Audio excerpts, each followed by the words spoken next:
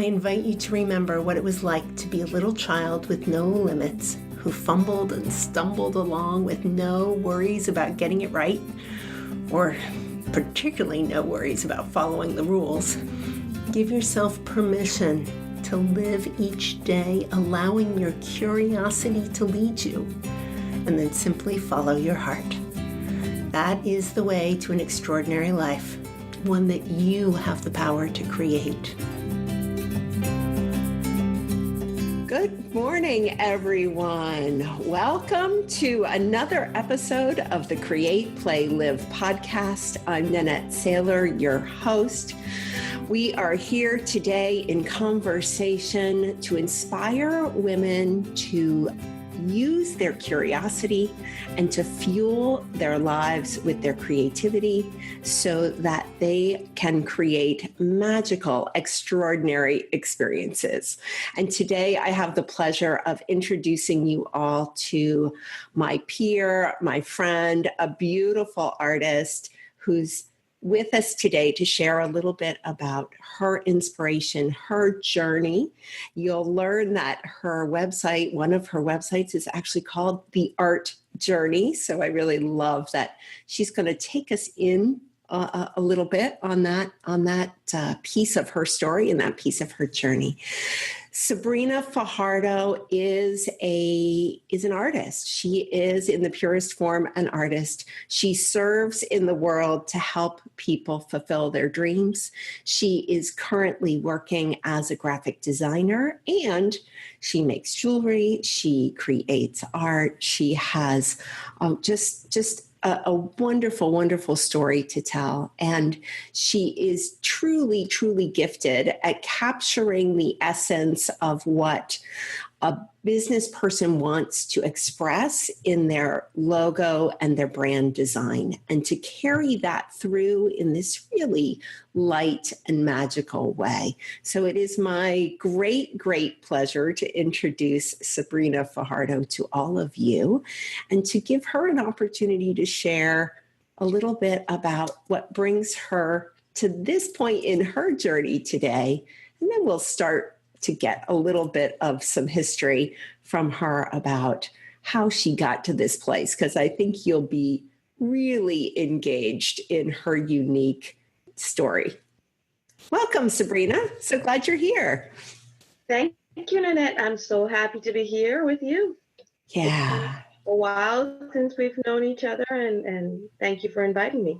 Yeah, Sabrina and I have, my goodness, it's probably been, I don't know, close to 10 years, I would think, that we've been hovering in similar circles and intersecting periodically along the way. And I have had the pleasure to watch her work with some of my peers. I own some of her beautiful jewelry.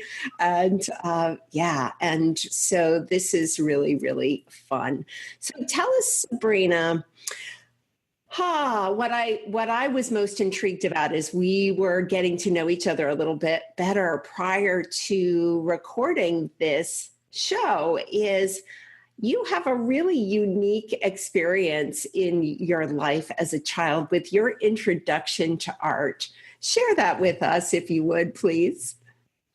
Okay, so both of my parents were artists in some ways, and as a very young child, they saw that I was telling stories through my drawings.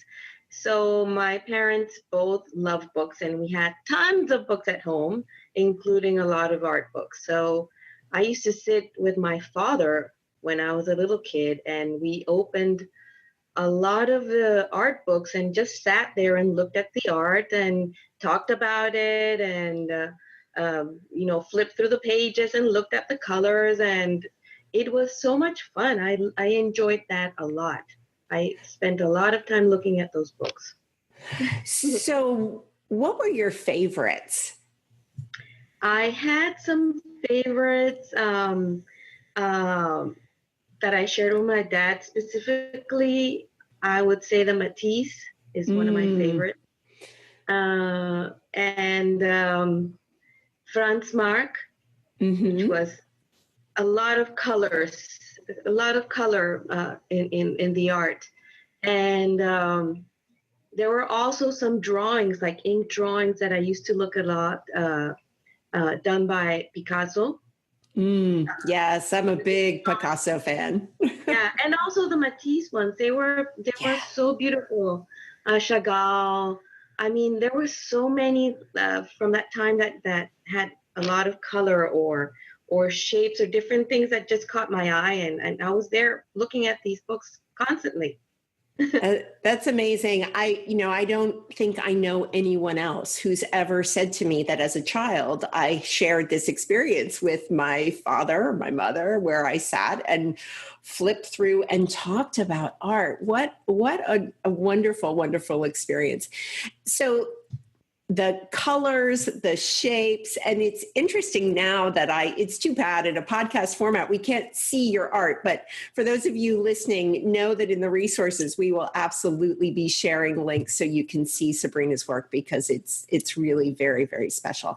And I can feel now the influence of those artists, Matisse and Chagall and Picasso, and the bright colors that you use, and the line drawing style is really, really special. So, and I'm intrigued also by this idea that your parents witnessed you telling stories through your drawings. Can you share a little bit more about that? Yeah, it was, I think I was like 4 years old. My mom used to say that she saw me taking the pen before I started talking. Wow. Or the pen. So I remember one occasion we went to a zoo in a city called Pereira in Colombia. I'm Colombian. Mm-hmm. And I was drawing all the animals. And then I drew this half body, which was only the legs of a woman with shorts and boots. And I started telling the story. And they were all so happy and amazed because I was telling a story and I could draw a person just half of their body. And so they really got very intrigued by what I was doing every time I was drawing. Yeah. And that led them to be interested and to feed me more into they would buy art tools and papers and colors and as a family, we used to travel a lot around the country or whenever we went to other countries. And we would go to museums or churches. We would go to churches to look at art a lot. Yeah. So it was part of our family, just lifestyle, you know? Yes. Yes. And it was a lot of fun to be part of that family. There was a lot of music in it. My dad used to write.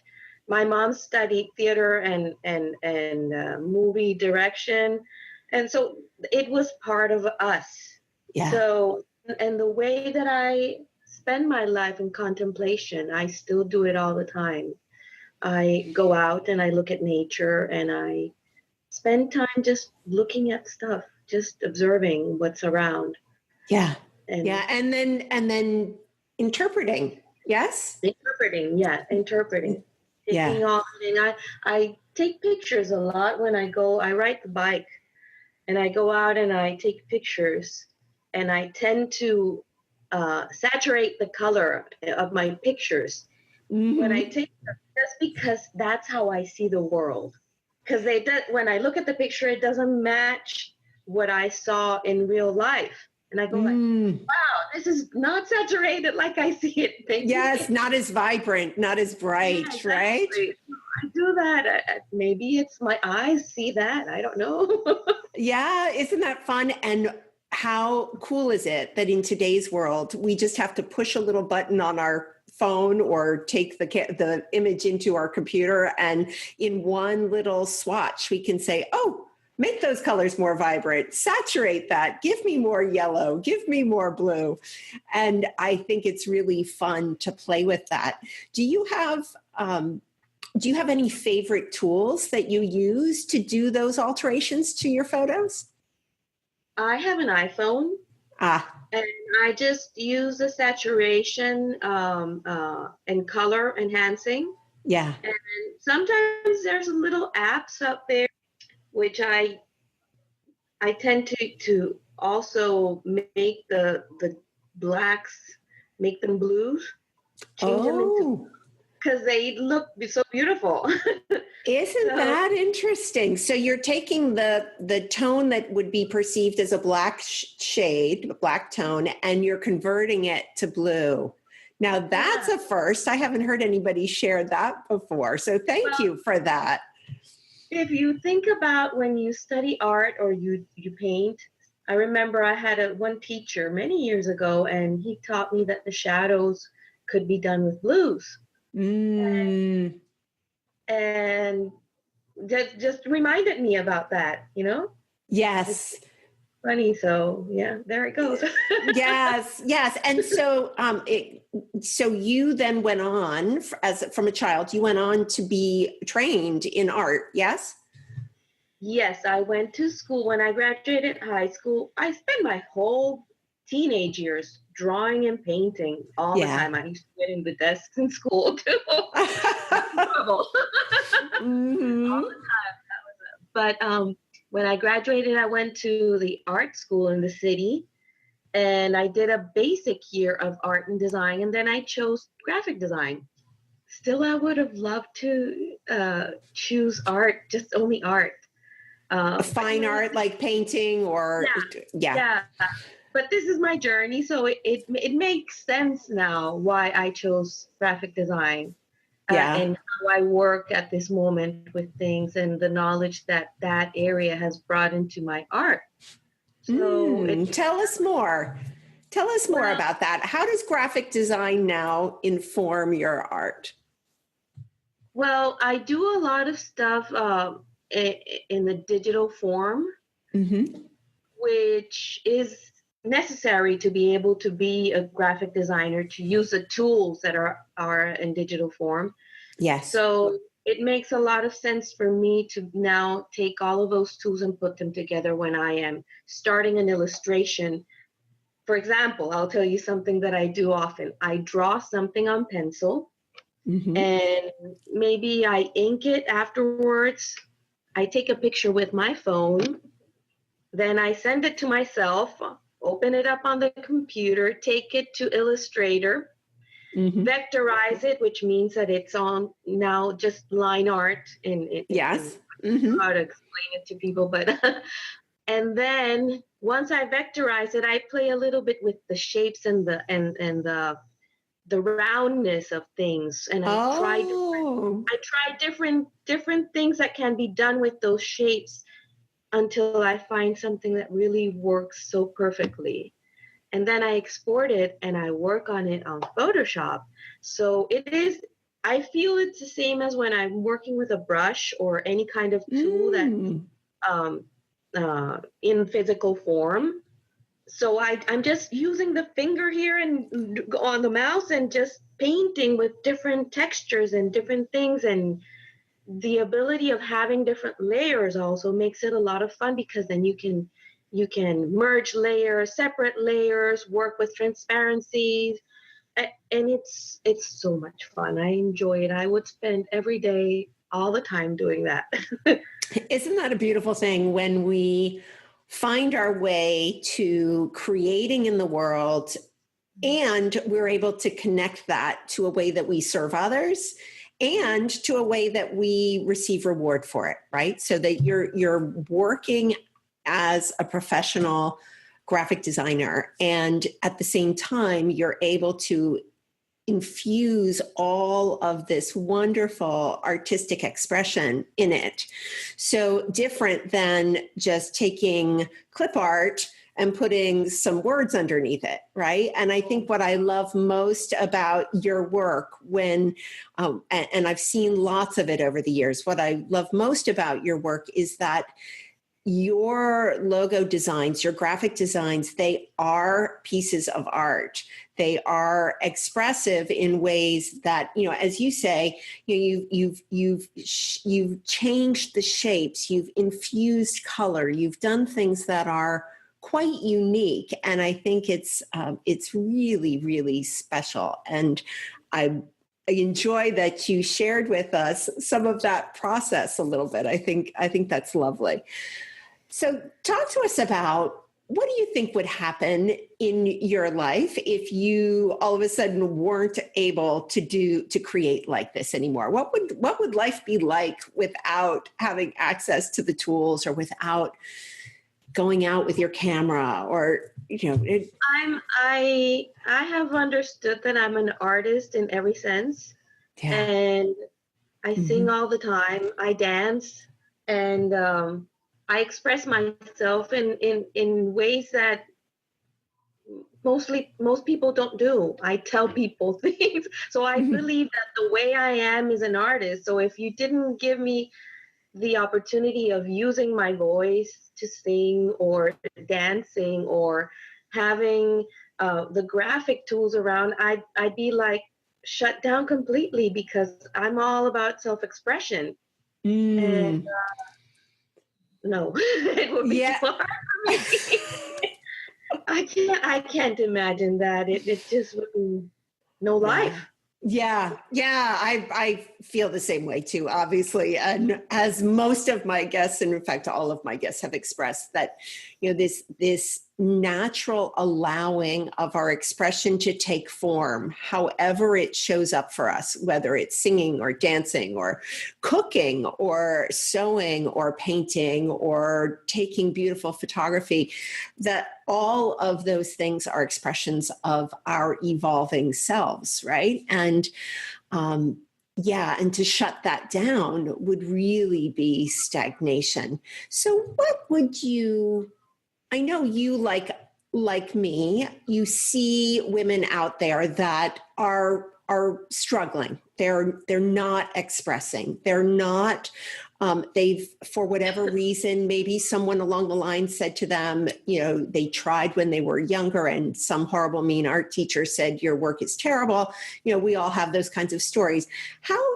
What would you say to nurture someone, to encourage someone to try again, right? To go out and to do something. What would you encourage them to do? I used to teach. I Yeah. taught for several years, and I taught young like kids that were in 12th grade, to Yeah. find some of their creativity, to see if they could study design specifically, or art. Yeah. And some of them were very scared to express themselves. And I just told them, anything that you put out there can is just enjoy it. Just sit there and Mm-hmm. pick the line and start developing from that line, and just put your heart into it. Don't care about anyone else around. One of the things that I notice when I'm doing art, or when I'm dancing, or when I'm singing, is that there's a connection to God. And Yeah. there's a buzz that goes around. I feel, I can even hear it sometimes. There's a buzz. Mm. I feel connected, like a vibration. Yeah. So just let yourself connect. Maybe meditate for a few minutes. Maybe breathe for a few minutes before you Mm. start doing something, because then you will feel that connection. And it doesn't matter whatever you do, just let it flow. Just let it flow. Let your hand move, and play with it, and then start developing upon that. Yeah. It is fun. Sometimes I've caught myself telling myself that I'm not good, or that I'm not going to be able to do anything, because I'm also human. I've Right. gone through all the process of telling myself also that I'm not good, Yeah. But when I go into that place of connection with God, it just flows so easily, and it's such an amazing uh, moment, in Yeah. time. Yeah. Just Yeah. Yeah, I know. I've experienced it myself. And thank you for sharing this idea of coming to a place of relaxation before we start, right? What I've come to really appreciate is the rituals in our lives that set the stage, that set the tone, that get us into this space of being willing to receive, and to feel a part of that vibration, right? To really sense it in our whole bodies. And I love that you brought in movement and singing in addition to painting and drawing and photography, because I'm a firm believer that when we engage all of our senses, then we experience everything. Like you shared so beautifully in the beginning of our conversation, that you see the world in color saturation, right? And it's because you're open to that experience, and you're open to having it on all of these levels. So thank you for sharing that with our listeners today. And that's a beautiful segue into your most recent projects. Share with us a little bit about how your spiritual journey is connecting to your art now.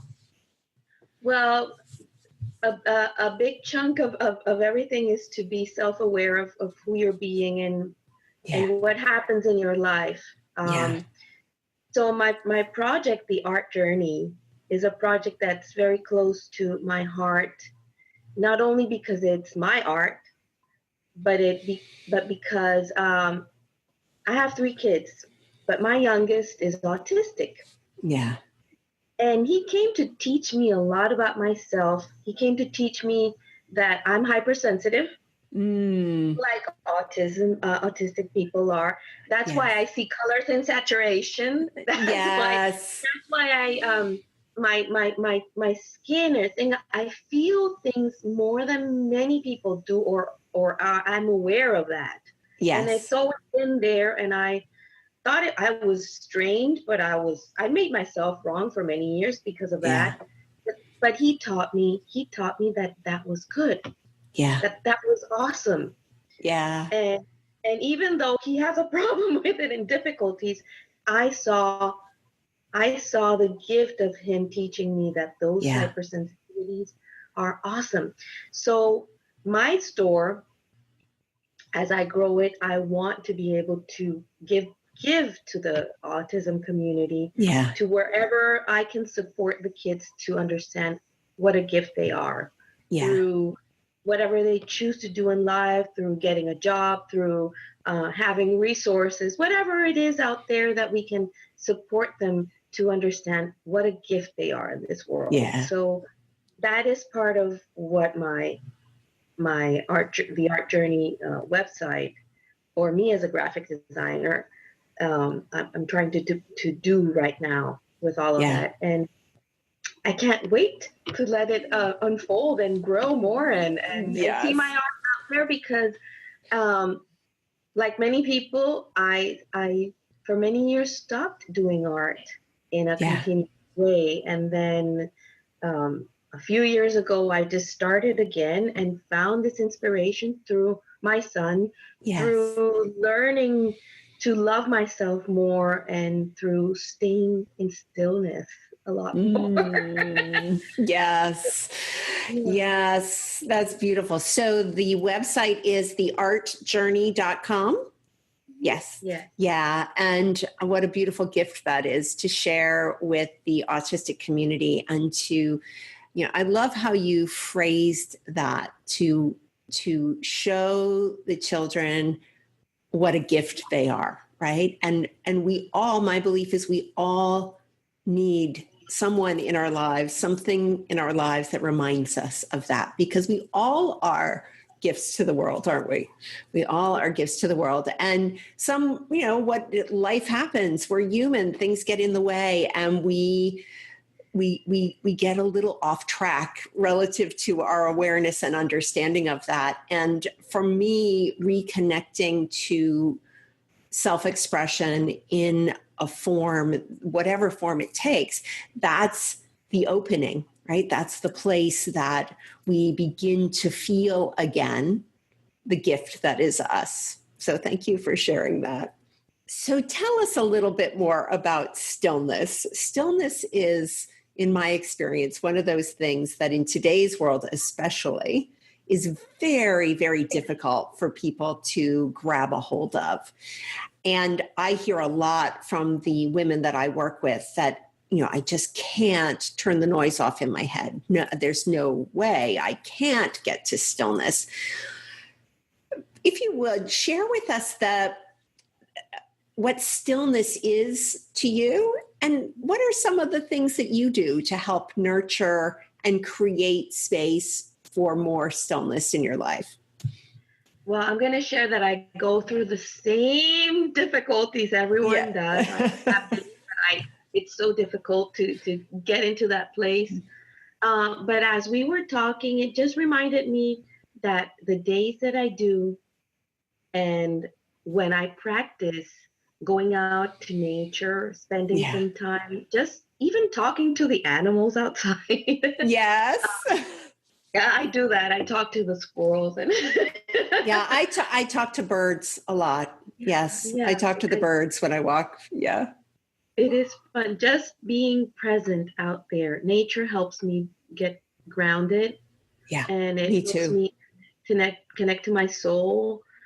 And then when I do that, when I spend some time, a short time, maybe even 10 minutes, just meditating and becoming present, breathing, then putting some music that puts me in a certain zone. Mm-hmm.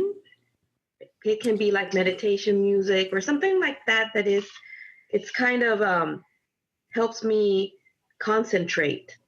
Yes. Yeah, I'm a big fan of the classical studying playlists that you'll find on YouTube, because there's something about the tonality, something about the rhythm, something about the flow.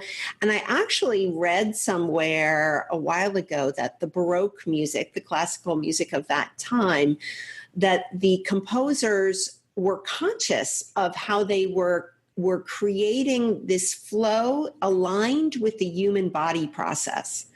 And that is why we get into this very relaxed and comfortable space when we listen to that kind of music. So yeah, I'm a big fan of that. On days. One reason I like Baroque music. Yeah. Yes. Yeah. And, it's easy to find, right? A lot of people resist because they say, well, I don't know who a Baroque composer is. I don't know what that is. All you have to do is Google it, go to YouTube and put in Baroque music for studying, and you'll get these long lists of any of the above, and just try them out. It's so easy in today's world to test these kinds of things. Just sense it. You just reminded me, my sister used to play the piano. Yes. And we had one of those big pianos at home, and I was maybe 3 or 4 years old. I used to sit underneath the piano with my dolls. To feel it. Feel the vibration of a piano. And it was awesome. And she used to play a lot of Chopin. Yes. I loved it. Yes. That's the reason I love Chopin. Yes. What a magical story. I have this beautiful vision of a little girl and her dolls under this great big piano. And yes, if any of our listeners have never done that, gotten close to a big piano, I absolutely want to encourage you to do that. And yes, some people might think you're crazy if you crawl on the floor and get up underneath it, but I promise you'll never forget it. No, I can't forget that. That's why when I go to listen to music or things, I want to feel the vibration here in my body and feel it, and it's wonderful. Yeah, that's why live experiences in concert halls, that are designed specifically to keep all of that, the sound, the vibration, everything in place is really, really magical.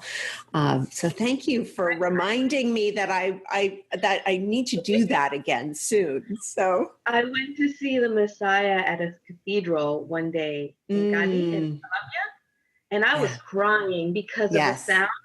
Yes. I was crying and then crying, and that's what happens. Yes, because you feel and the pulse of that. And I'm sure that all of us, everyone listening, has some song you can think of that when the music comes on, not necessarily because of the lyrics or the story that's being told, but it's the music that it evokes so much emotion. And that's such a powerful experience. And we really, I know I need to do it more. So I'm going to put that out there for everybody to say, just find some of those pieces of music that really, they get inside and they move you. They move you. So I think that every piece of music makes you feel something that the musician or the composer, whatever the musicians that are interpreting it or the composer had in their soul. You're feeling that, you get some of that. That's why when you listen to music, you feel different things, whether you don't like it or you like it, or there's something that is there to, you get that essence. yes. And it's that same energy, isn't it? That comes out through the music, comes out through art, comes out through a beautifully framed and attended photograph. There's this energy that if you stand in quiet with it and commune with it, if you will, then you'll begin to have that experience. And what a gift it was that your parents took you to museums often as a child.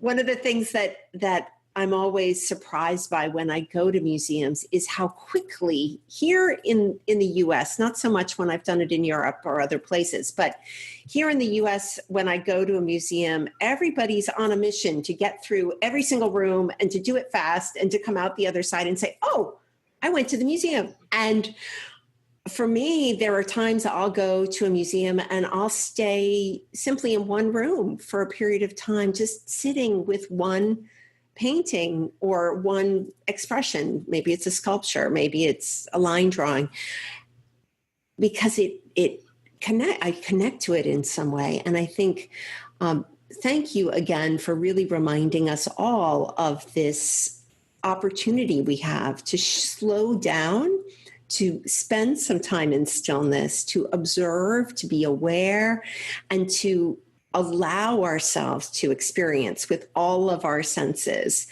all that is the art of our world, right? Because when you see with your eyes, everything is art, right? Everything is art. Yeah.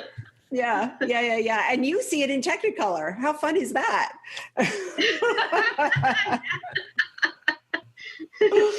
yes.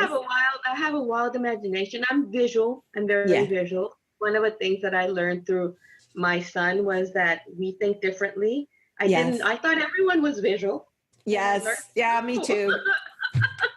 Yeah. So I can imagine a lot of things that are going to happen. Mm-hmm. We got this ability as visual people to create. Yes. Create very powerfully. So I'm learning to be more purposeful in visualizing what I want in my life. And that's sort of why I do what I do as a graphic designer.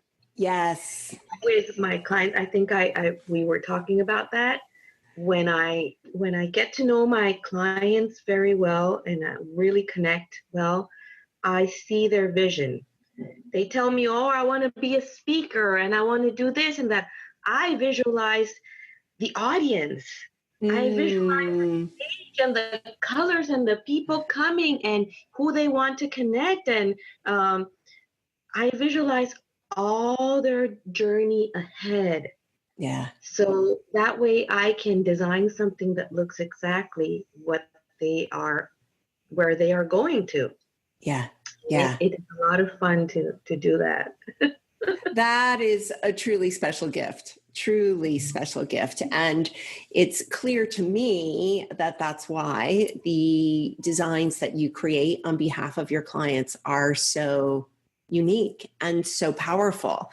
My experience with your work in the world is that I can see where the person who is using that branding illustration is going, where they want to take me on their journey. So that's a beautiful thing. Thank you for doing that, because it's not, in my experience, it's not the norm. And I've had a lot of experience with every range of expression and every range from, the clip art and a couple of text words to, the kind of design that you do. And the people who do branding, illustration, and graphic design with the attention and the energy and the essence that you do are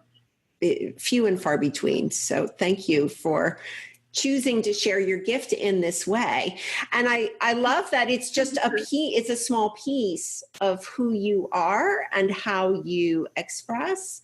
And so I'm so happy to be able to have this conversation with you today and to open up more possibilities for you and for our listeners and for everyone to consider that we're all on our own art journey, right? We're all making our way, and we all have an opportunity to share this notion that everyone is a gift, and that in somehow our interaction, the exchange that we have, just like this conversation that we're having, it has a ripple effect, and it goes on and on and on to touch the lives of people that we'll never know, right? And that's the spiritual piece for me, right? That's amazing. Yeah.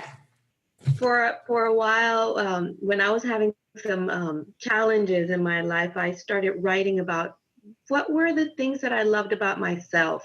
Yeah. And one of them was that I smile a lot. Yes. And I smile, I laugh a lot. I laugh all the time. But one of the things was I smile a lot when I'm out there and on the street, and I smile to people.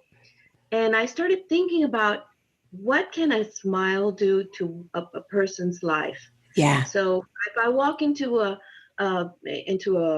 room or something, and there's someone there that's having a tough time, and I smile at them, I can change their day. Yes. And if I change their day, I can multiply that smile into whatever that person is going to do with other people. I mean, if they smile to someone else,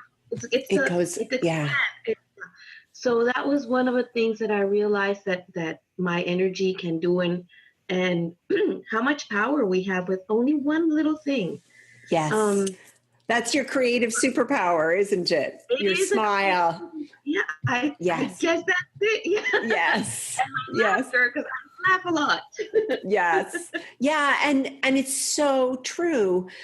The simple shift in somebody's state of being from being cranky and unhappy and sad to the gift that we give when we interact in a way that's human and warm and has compassion and lights somebody up with a smile.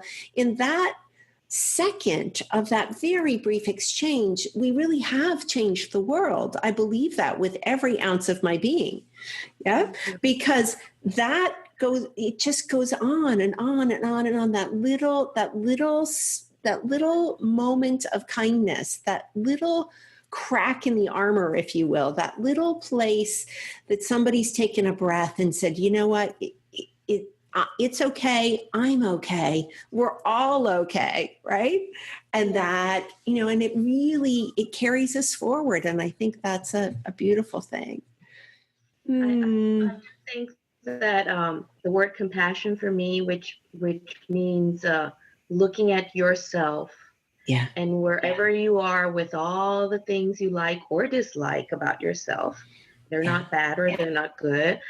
There's no, but looking at yourself with those kind eyes and loving yourself wherever you are, makes a big change in how you see the rest of the world, because then you look at the others with also compassion. And we need a lot of that in this world. We need so much more compassion and love. Yeah. So that's a big chunk of my journey as an artist too. And yeah, and your work is infused with that. You know, it's bright, it's light, it's playful, it's dancing, it's, you know, all of those things. It's music and yeah. So thank you so much for being here with us today. This has been such a pleasure. As we wrap up, I want to remind everybody how they can connect with you. Share with us what's the best way for people to connect with you if they choose to do that. Well, they can go and check my websites, sabrinafajardo.com or theartjourney.com. And let me just stop you for a second. Let's spell your last name for everybody. Okay, so Sabrina is like normal Sabrina, and my last name is Fajardo. Beautiful. Fajardo. And of course, we'll have that posted on the resource, on the description of this particular episode. So sabrinafajardo.com and theartjourney.com. And of course, you're playing on social media, right? Like the rest of us. I have 2 pages on Facebook for The Art Journey and for Sabrina Fajardo, the brand artisan. That's how I call myself. They can also email me if they want, sabrina@sabrinafajardo.com, or call me. Or text me. Yes. I can post it there, but they can reach me in so many ways. Yes. So, and I love how open you are to receive new connections, right? I love connecting to people. Yeah. I love Yeah. So for those of you listening, don't hesitate to reach out to Sabrina. You will be very glad that you did. And I'm going to look forward to sharing on the resources some of Sabrina's delightful creations. You will enjoy those too. So before we wrap up, anything else you'd like to share with us, Sabrina? Anything? Look at your smile. Oh, and nobody can see it if they're just listening on the podcast, but we also are recording this on Zoom, so that'll be available over on YouTube too. So yeah, your beautiful smile. So thank you so much. Yes. I just wanted to say thank you for the opportunity to share this moment with you. Yeah. A lot of things came to my mind through our conversation and reminded me of things that are very dear to my heart through the conversation. So thank you very much. I very much appreciate connecting through this and sharing with other people. Yeah. And that really is my biggest intention. That's why I'm doing this. Not only do I have hope that the podcast will reach folks who are out there seeking inspiration, seeking for ways to connect to their own personal expression.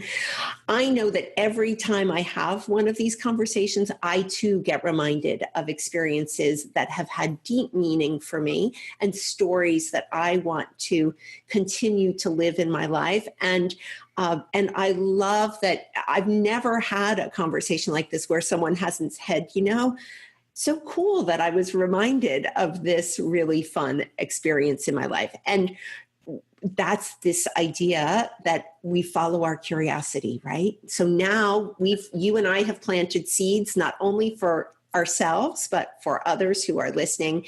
And now it's up to us to follow that curiosity. Let it take us to a new place.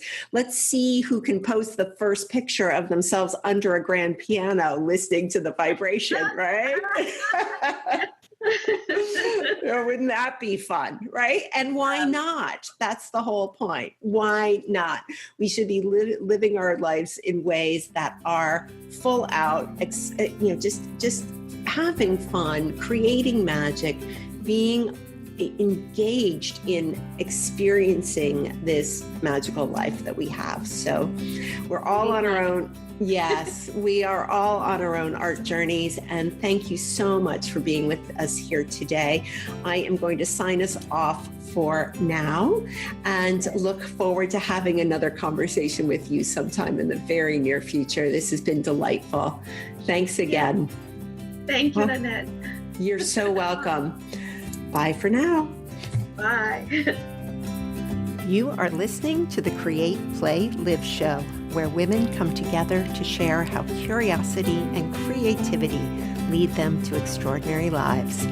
I'm your host, Nanette Saylor, and I'm honored to share the mic with some truly amazing women who have asked and answered the question, what if we stop adulting and live every day with the curiosity of a child at play? And these enlightening conversations will invite you to let go of outdated standards, make your own rules, and give yourself permission to play more than ever before. You have the power to create your life. Spend some time with us and you'll learn to see life through new eyes and challenge yourself to new possibilities.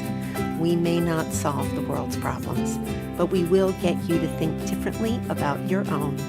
Come play with us. Listen and subscribe at createplaylive.com.